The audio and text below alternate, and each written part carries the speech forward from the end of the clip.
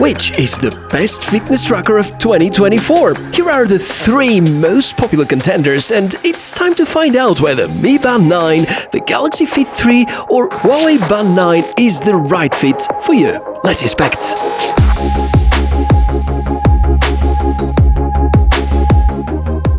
So, which of these 3 is the best fitness tracker of 2024? Subjectively or objectively? Well, obviously this video is going to be mostly based on facts, a very detailed analysis and a lot of side-by-side comparisons in order to help you to find out which is the right fit for you. And a very helpful tip at the start before you make your final decision, also check on the comments below the video because there are usually a lot of helpful, insightful, unbiased opinions which you can't find anywhere else. Great to meet you, by the way. I'm the Tech Mishka, and now it's time to go. Health tracking is first. Here we would like to consider measuring HR, SpO2, stress, sleep, steps, calories, and so on. Starting with the heart rate, here the results delivered by Samsung and Xiaomi trackers are slightly better than Huawei Band measurements. When putting these side by side with a chest-mounted tracker, the goal is to have a graph with close to identical bars and heart rate zones distribution. The SpO2 tracking is a spot on with all the 3 trackers, but keep in mind that I've luckily never had a situation with these tests being below the optimals, so I can't be that certain about accuracy after all. I feel that when it comes to stress level measuring, probably fitness trackers and this particular metric do not come along well yet, because neither of these 3 are relying on dedicated hardware, as opposed to, for example, some Fitbit models or some of the current smart ring models where you can find an EDA sensor. Over here, it's more about fetching movements and heart rate. And still, based on the experience thus far, I believe the Xiaomi Smart Band 9 has been the closest when it comes to representing my stress levels. The sleep tracking comes next. Here we want to have as many details as possible. Huawei have been exceptional about sleep tracking in the past, being the first with truly medical approach about statistics and recommendations. The competition managed to catch up and maybe in some ways even to surpass Huawei's achievements. The Galaxy Fit3 has shown too many wake-ups in some of the nights, and I'm afraid that this symptom is plaguing their entire 2024 wearable line because it's the same observation that I've had while testing the Galaxy Watch 7. Firmware updates can certainly improve these stats, but it's been already 6 months since the release. I feel that both Xiaomi Smart Band 9 and Huawei Band 9 are really trustworthy and reliable about tracking sleep cycles and naps. If you care about the pedometer function, I did a basic test with 1000 steps that I've counted verbally. There is no way to track this kind of statistic, although in certain positions, or depending on your style of walking, effectiveness may vary from one device to another. Huawei lets you manually adjust the amount of steps and distance after certain workouts, so maybe there's a reason why it brings such good results.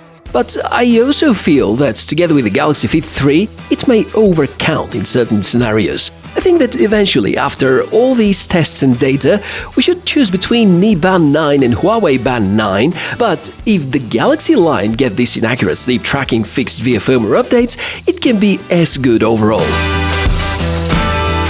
When it comes to workout tracking, and if we want to base our conclusion on numbers, well, 150 tracked workouts for Xiaomi Smart Band 9 against about 100 for Galaxy Fit3 and Huawei Band 9 each. But we know it's not just about the amount of workouts, and there are a lot of other numbers that we should take into consideration. Each of these smart bands is going to provide similarly good amounts of data, and you will see each of the trackers being able to give you loads of sport-related information and, on top, linking to various other sports tracking services. There's one thing that Galaxy Fit3 does better than the rest, giving data about elevation gain during some of the workouts, something that Xiaomi and Huawei trackers are not capable of providing, at least not with the current firmwares as of August 2024. Samsung's auto workout detection feature was also a bit more responsive than the rest, at least from what I have experienced. So for this particular round, I feel it is fair to reward the Galaxy Fit3 with the win, with Huawei Band 9 being the runner-up because of the very decent 9-axis IMU it is equipped with. It's supposed to deliver a lot more accurate tracking for certain workouts. The next round is going to cover the battery life, and I feel it's going to be fair to think about the charging speeds as well. A fun fact: if you get the Huawei Band 9 charger, you can also recharge the Galaxy Fit3 and vice versa. Over here, Samsung's device charges at the slowest rate, though. The winner is the Xiaomi Smart Band 9. Their new system-on-a-chip delivers exceptional results. Based on hardware, it also makes perfect sense. Comes with 233 mAh battery, followed by Galaxy Fit3's 208 mAh and the 180 inside Huawei Band 9. Probably because of the slightly smaller display, but I feel that Huawei's Band lasts a little longer with similar kind of use.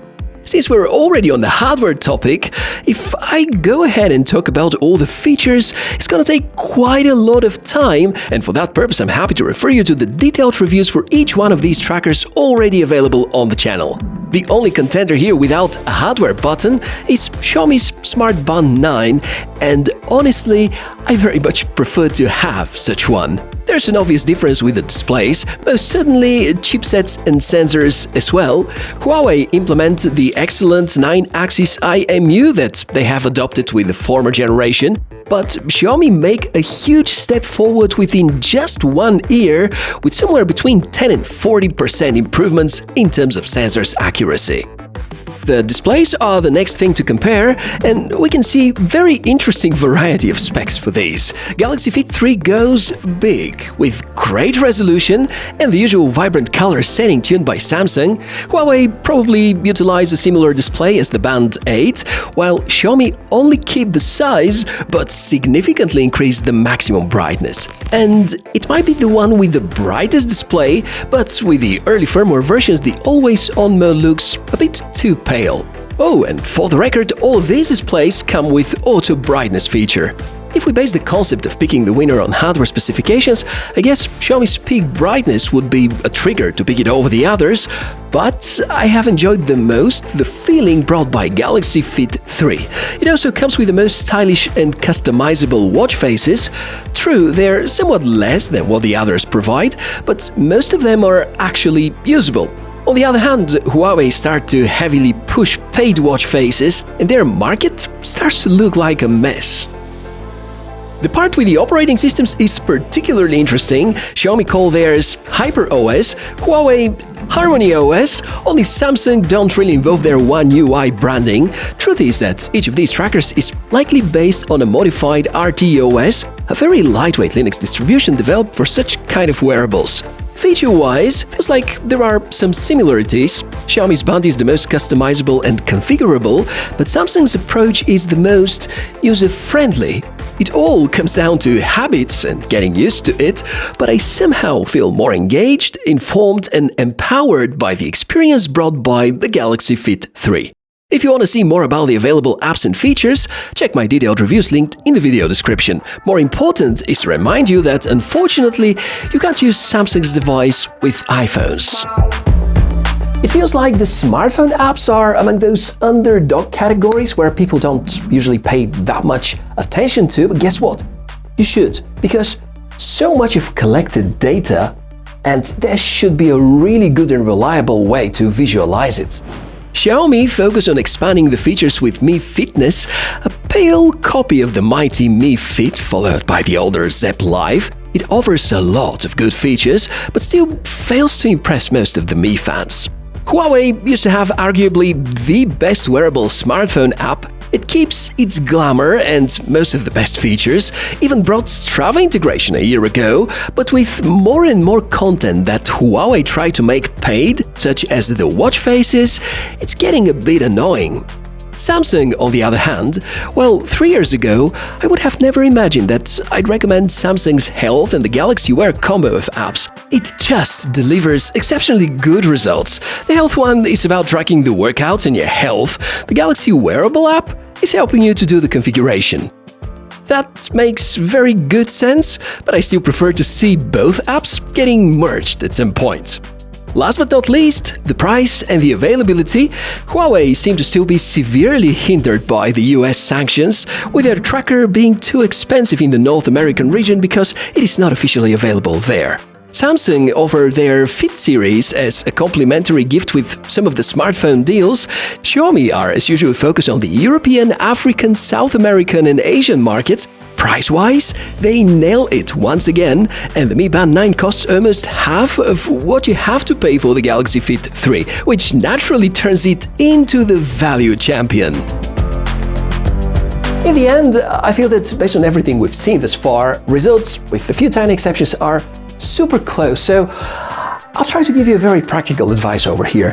If you already belong to one of these three big ecosystems, stay with it. I'm trying to say that if you have a Xiaomi smartphone, get the Mi Band. If you have a Huawei pure smartphone, then the Huawei Band 9 makes the kind of perfect sense. Or if you have a Galaxy phone, stay and go for the Galaxy Fit3. Now, the big thing would be, in case you don't belong to any of these three ecosystems, and if you have an iPhone, the choice would be between the Mi Band and the Huawei Band, because obviously the Galaxy Fit3 is currently not supported by iOS devices. Probably to me, the pick is going to be very simple because I have a Galaxy phone, and actually I felt very comfortable using the Samsung Galaxy Fit3. On the other hand, we have to admit that the step forwards, which happened within less than 12 months for the Xiaomi Smart Band series, is phenomenal. Given the price point, to me, it feels like the most complete, properly updated fitness tracker of 2024. Maybe the king is back. What do you think? Let's comment down below the video. Thank you very much for watching this episode until the end, and if you want to tell me which is your favorite, join the party down there. If you want to support the channel, don't forget to click that like button, subscribe for more cool tech inspections, and I, Michael, the Tech Mishka, gotta see you in the next episode. Bye!